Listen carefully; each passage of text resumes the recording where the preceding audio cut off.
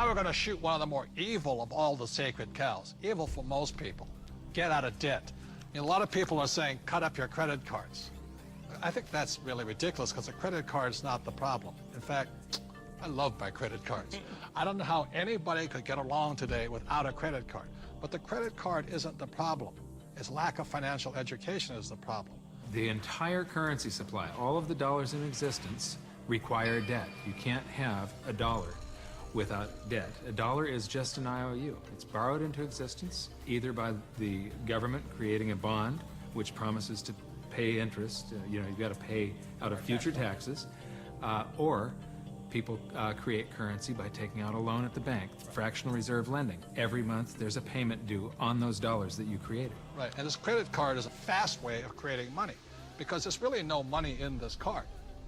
See, let's say I go to the store, there's no money in it, and I charge $100. Like magic, $100 is created and it flows into the economy. That's why debt is good. But when you abuse this, that's when we get in trouble. So I think, Mr. Rodney here, you see the horror stories of bad debt, don't you? Yeah, I've seen people walk into my office that make $150,000 a year, but they have $250,000 in credit card debt. Let's face it, we live in a credit society, and you do have to have credit. And we have to learn how to survive and thrive in our credit economy that we are. But, people are walking in, and they have this bad debt. They're asking, what do we do with it? Well, number one, you try to pay off the bad debt so you can invest in good debt, which would be real estate. And we love debt, don't we? Yeah, we have a lot of debt. Our real estate that we own is all basically financed with our tenants. So that's what I consider to be good debt. So when we get real estate, we get proper leverage, and it's paid by all the residents that live in all of our projects. Well, and it's not just real estate. Business is the same way. I mean, we can have good debt in business as well, so that the business is paying. We have debt in our business. That's how we grow, and it's the cash flow from the business that's able to pay the debt, and the debt creates more cash flow. Time out. Capital gains versus cash flow. See, in my opinion, 90% of the people invest for capital gains. That's why they say, well, my stock price went up or my house went up in value. That's capital gains. People like myself understand cash flow. In other words, I want a steady paycheck every single month. For example, my apartment house, every month it puts cash flow in my pocket. So if you want to be rich, you have to know the difference between capital gains and cash flow. Capital gains is technically gambling. You're hoping something will change. Cash flow is more guaranteed. I want that income every month. So very intelligent investors invest for both capital gains and cash flow. People say, I like real estate. I don't really like real estate. I just love debt because it's so easy to get a loan on real estate, right? Well, here, I like the analogy that you use sometimes. Say if you put $1 million of cash into a mutual fund, you get whatever you get paid. But if you put $1 million of it in a down payment, for some kind of a commercial project like we have, you actually buy a $5 million project.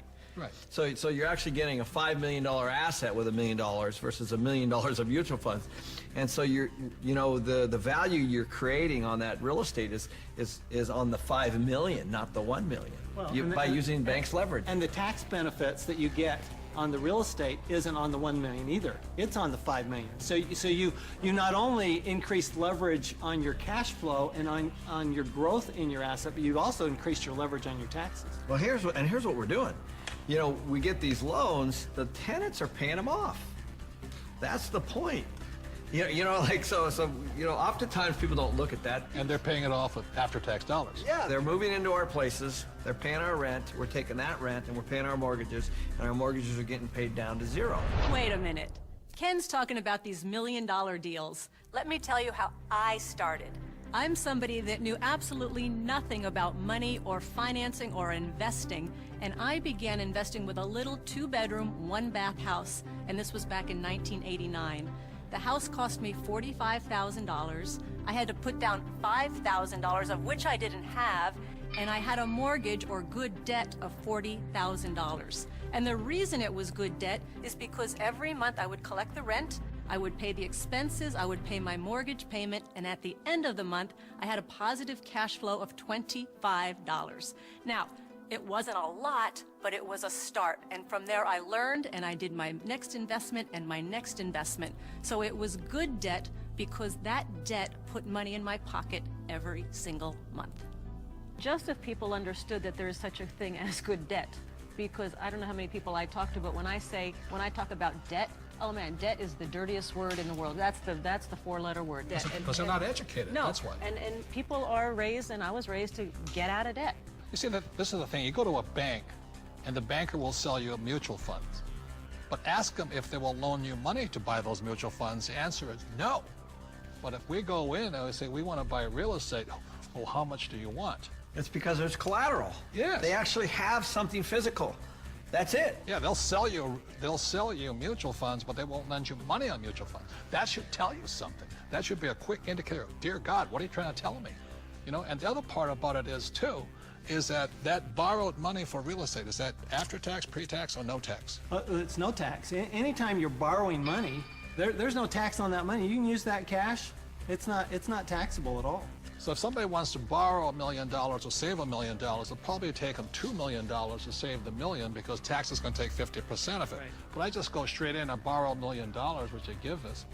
It's great money. I love my banker. I'm not saying bankers are bad. They're fabulous because they give us the money. All they want is their interest. We keep all the appreciation, depreciation, amortization. We keep all of it. They're the best partners of all. So I'm not anti-bank and I'm not anti-debt. I'm anti-lack of financial education because there's good debt and there's bad debt. Your rich dad was a tough, tough, tough mentor. But, you know, I think some of the greatest mentors are tough because a really great mentor will push you to go beyond where you think you can go. And that's some of my best mentors. That's what they've done for me. Yeah, and I didn't always listen to my rich dad. I still remember I did the real estate course, you know, and I went running out in Honolulu, and I found this condo, and it was for $64,000, and it didn't cash flow. So I went to see my rich dad, and I said, but it's going to go up in value. In other words, capital gains. He says, never buy anything that goes up. It must cash flow. And I said, no, it's going to go up. And we argued and argued and argued. And this is what he said to me. He says, if you start investing for capital gains, someday you will lose big time. So that I let that condo go. I didn't pay $64,000. Today it's probably worth $300,000. But I learned a lesson from my coach, my rich dad. If I had gotten into the habit of buying for capital gains, either the price of stocks going up or real estate going up, I might have been wiped out in this crisis. So that's why a coach and a mentor keeps you onto your plan. And helps you create and develop very, very good financial habits. Because if you have poor financial habits, as you're in your personal life, you're going to take those into your investment life. So one of the most important things is they will help you develop great financial habits. Because when markets go up, greed sets in, and greed makes people stupid.